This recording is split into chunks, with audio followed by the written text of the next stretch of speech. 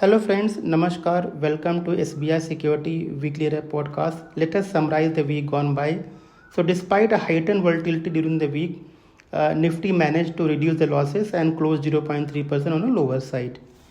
बात करें इस की डेवलपमेंट्स की इस वीक में तो यूएस का reciprocal tariff was the main focused area for the discussion.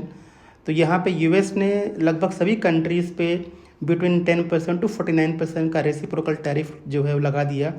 हालांकि चाइना पे ये टैरिफ 54% के आसपास का था and China has also reacted with 34% tariff on the US import. तो एक जो टैरिफ वॉर शुरू हुआ चाइना और यूएस के बीच में that has led to global sell off in the equity market across the world. हालांकि यूएस ने जो टैरिफ जो उन्होंने इम्प्लीमेंट किया था उसको 90 दिन के लिए पॉज कर दिया है, यानी कि उसका जो इम्प्लीमेंटेशन उसको डेफर कर दिया है 90 दिनों के लिए। So that has led to some recovery across the global market including Indian market. और कहीं ना कहीं मार्केट को उम्मीद है कि इस 90 दिन के पीरियड में लगभग सभी कंट्रीज़ जो हैं यूएस के साथ में एक डील स्ट्राइक कर सकती हैं। तो इसकी वजह से हम देख रहे हैं कि जो है विश्व के बाज़ारों में थोड़ी सी रिकवरी देखने को मिली है। Now the tariff war between China and US has also led to a drop in the crude oil prices. Crude के दाम 4 साल के निचले स्तर पर पहुंच गए हैं, $58 पर बैरल के आसपास पहुंच गया है। यूएस का जो डॉलर इंडेक्स है वो भी करीब 100 के आसपास पहुंच गया है। तो फ्रेंड्स हम देख रहे हैं कि जो टैरिफ वॉर जो चल रहा है यूएस और चाइना के बीच में, उसका खामियाजा इक्विटी है, चाहे करेंसी है, चाहे वो कमोडिटी है, सभी के ऊपर पड़ रहा है। इवन इनफैक्ट जो चाइना का जो करेंसी है युआन वो अपने रिकॉर्ड स्तर पर जाकर के पहुंच चुका है। तो ये कुछ ग्लोबल लेवल पे डेवलपमेंट है जो इस सप्ताह में फोकस में रहे। अगर डोमेस्टिक मार्केट की बात करें तो इस वीक में आरबीआई की एमपीसी की मीटिंग थी and as expected the RBI has reduce the repo rate by 25 basis point to 6%। और उन्होंने अपना स्टैंस इसको चेंज किया है फ्रॉम न्यूट्रल टू अकोमोडेटिव, जो कि आगे चल करके मार्केट के लिए जो है फेवरेबल रहने वाला है। टैरिफ वॉर की वजह से आरबीआई को उम्मीद है कि शायद जो जीडीपी का जो ग्रोथ है वो शायद कम हो सकता है, इसलिए उन्होंने जीडीपी का जो ग्रोथ आउटलुक है 2026 फाइनेंशियल ईयर के लिए उसको रिड्यूस किया है फ्रॉम 6.7% टू 6.5%। उसके अलावा friends RBI has come out with a draft guideline for the gold loan financing. Now this is keeping in mind the interest of the borrowers. तो that's why we saw the gold loan companies were focused in the current week. In fact, the Muthoot Finance was down nearly 10% during the week. Apart from that, earnings season for the fourth quarter now kick-started and TCS has delivered its fourth quarter result. The earning, however, was not on the expected line, but looking at the deal pipeline or the deal wins in the last 2 quarters, we have not seen a major correction in these stock prices. And friends, some of the company who had declared the provisional number in the recent time, from NBFC company to some bank or let's say steel company or jewelry company, have been quite good in the recent time. So all these even basically were the main focus area for the current week. आइए बात करते हैं ऐसी कौन सी companies थी जो इस सप्ताह में फोकस में रही। तो first is BPCL, the company and Sembcorp has entered into a joint venture agreement to explore the renewable energy and the green hydrogen projects across India. So positive है BPCL के long term में।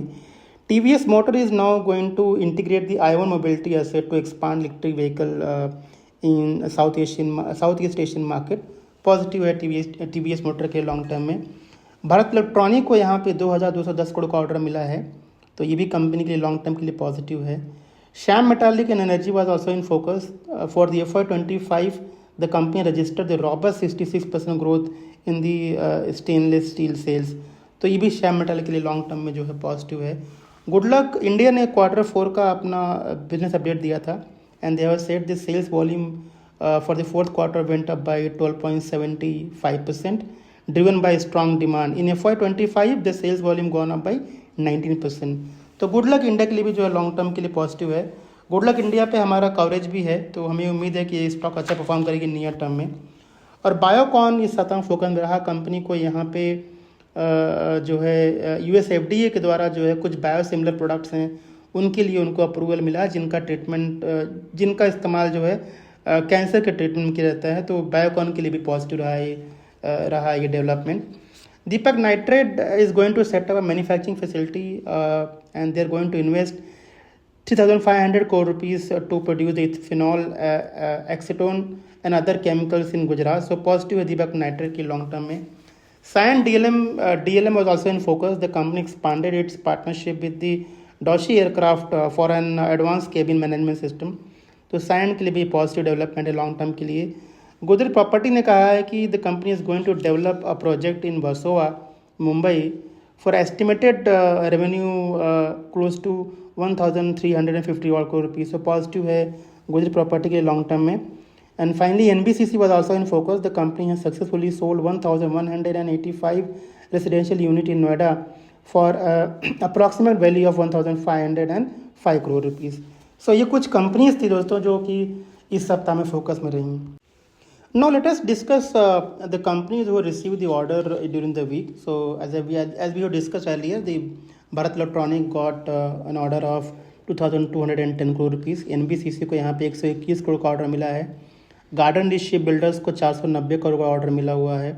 Electra Greentech को यहाँ पे 424 करोड़ का order मिला हुआ है। और बैजल प्रोजेक्ट यहाँ पे कंपनी को 50 से 100 करोड़ का ऑर्डर मिला हुआ है अलग अलग क्लाइंट से। तो ये कुछ कंपनीज हैं जिनको ऑर्डर्स मिले थे सप्ताह में। Friends, now let us discuss the stock recommendation that we have given during the week. So हमने इस वीक में 2 स्टॉक पे दी है रिकमेंडेशन, एक पिक ऑफ द डे में, एक पिक ऑफ द वीक में है। तो पिक ऑफ द डे में हमने इंटरग्लोब एविएशन जो कि इंडिगो पे हमने कॉल दिया था 5,058 पे रिकमेंड किया है और टारगेट है 5,564 रुपये। 5058 is the recommended price, 5564 is the target price. As we all know that it's the largest airline company in India, having the 60% market share. So company operates a low cost operating model। और अभी जो recent fall हुआ है crude oil के अंदर, ये कंपनी के लिए सपोर्टिव है लॉन्ग टर्म में, क्योंकि क्रूड के दाम नीचे आएंगे तो एटीएफ के प्राइसेस भी नीचे आएंगे। एटीएफ जो उनका रॉ मटेरियल होता है, यानी कि जो ऑयल लगता है जहाज़ में, वो करीब 40 to 45% होता है उनके सेल्स का। तो आई थिंक ये उनके लिए बेनिफिशियल है। हमें लगता है कि IndiGo will do well in the future. Pick of the week में हमने आईटीसी होटल पर रिकमेंडेशन दिया होगा, 193 पर रिकमेंड किया है और 222 रुपये का हमारा टारगेट प्राइस है। तो आईटीसी होटल जो कि एक डीमर्ज कंपनी है फ्रॉम आईटीसी, जहाँ पे आईटीसी के पास करीब 40% का स्टेक है। और ITC hotel as of now is one of the largest hotel company in India. The company has 140 hotels across 90 destinations comprising of 13,000 operating keys। और कंपनी अपने होटल के पोर्टफोलियो को जो एक्सपांड कर रही है, रिसेंटली उन्होंने अपने मॉडल को थोड़ा चेंज किया है। अब वो जा रहे हैं टूवर्ड्स मैनेज सेगमेंट और एसेट लाइट मॉडल में। तो as of now the manage portfolio is now 57% of the entire hotels. So I think ये कंपनी के लिए पॉजिटिव है लॉन्ग टर्म में। तो हमें लगता है कि आईटीसी होटल जो अच्छा परफॉर्म कर सकता है। फ्रेंड्स, अगर हम बात करें नेक्स्ट वीक की, तो नेक्स्ट वीक में क्योंकि अर्निंग सीजन स्टार्ट हो चुका है तो that will remain A focus area. और आई थिंक जो नेक्स्ट वीक है, हालांकि उतने अर्निंग्स नहीं आने वाले हैं और एक ट्रंकेटेड वीक है, यानी कि 2 छुट्टियां आ रही हैं, एक सोमवार को एक शुक्रवार को। तो global cues will play in important role. और टैरिफ में जो डेवलपमेंट चल रहा है उस पर नया क्या कुछ आता है, ये भी एक फोकस डेवलपमेंट रहने वाला है। ये इवेंट किस तरह से अनफोल्ड होगा उसका इफेक्ट मार्केट पे जो है पड़ने वाला है। यूएस मार्केट में यूएस का रिटेल सेल्स आने वाला है मार्च महीने का। उसके अलावा वीकली जॉबलेस क्लेम डेटा भी आएगा। तो ये कुछ डेटा पॉइंट्स हैं जो कि नेक्स्ट वीक फोकस में रहने वाले हैं।